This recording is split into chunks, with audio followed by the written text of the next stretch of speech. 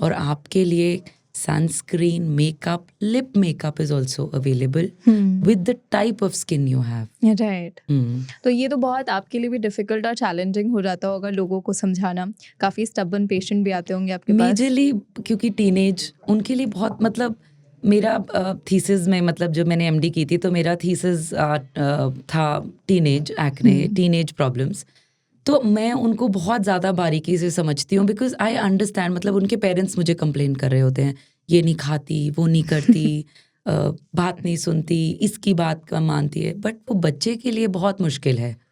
Actually psychosocial impact है। उसकी friend का प्रोडक्ट उसको सूट नहीं कर रहा, उसके फेस पे इतना ऑयल है, वो पार्टी में जाती है, उसकी फ्रेंड्स उसको छेड़ती हैं, वो बाहर जाना बंद कर देते हैं, वो अलूफ रहना शुरू हो जाते हैं और जंक फूड खाते हैं और एक्ने आते हैं।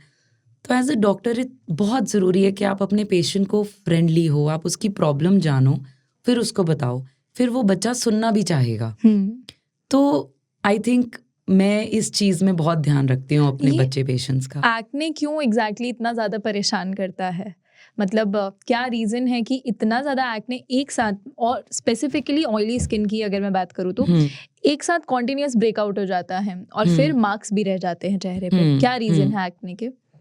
एक्ने अगर आपको है, पहली बात तो अगर आपको ऑयली स्किन है इसका मतलब ज़रूरी नहीं है कि आपको एक्ने होगा ही होगा। अच्छा। दूसरी बात, अगर आपको एक्ने है तो आपको समझना है कि आपका सीबम ज़्यादा, मतलब ऑयल ज़्यादा प्रोड्यूस हो रहा है, आपका जो ग्लैंड है वो बढ़ गया है, उसमें बैक्टीरिया या फिर कुछ क्लॉगिंग हो गई है, वो अड़ गया है इसलिए वो फूल गया है। अच्छा। उसमें पस आ गई है तो एक्ने हो गया है।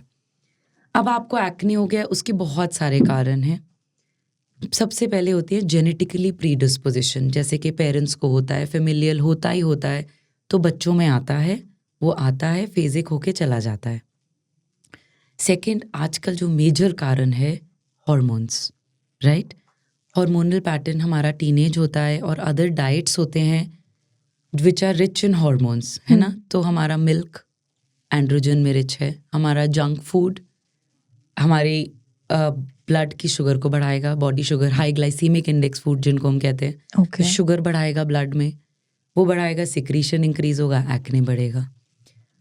आजकल में बच्चे वर्कआउट नहीं करना चाहते हैं, दे लव देयर स्क्रीन्स, और स्क्रीन्स हैं हमारे पास ऑनलाइन ऑर्डरिंग है जिसमें बहुत इजी एक्सेस है फूड का, तो acne is very easy. And third, मैं सबसे ज़्यादा परेशान हूँ सेल्फ ट्रीटमेंट से, सोशल मीडिया से और व्हाट्सएप की जानकारी से। इसमें पेशेंट एक ऐसे सेल्फ ट्रीटमेंट करके आते हैं जिसमें ऑलरेडी पिगमेंटेशन और स्कार हो चुका होता है, राइट? आपको एक्ने है, आपको प्रॉब्लम हो रहा है, आप अपने डर्मेटोलॉजिस्ट को मिलो, आप उनसे शेयर करो कि ऐसा क्यों हो रहा है, क्योंकि एक डर्मेटोलॉजिस्ट हैं जो आपके एक्ने और आपके स्कार और पिगमेंटेशन को बचा सकते हैं होने से।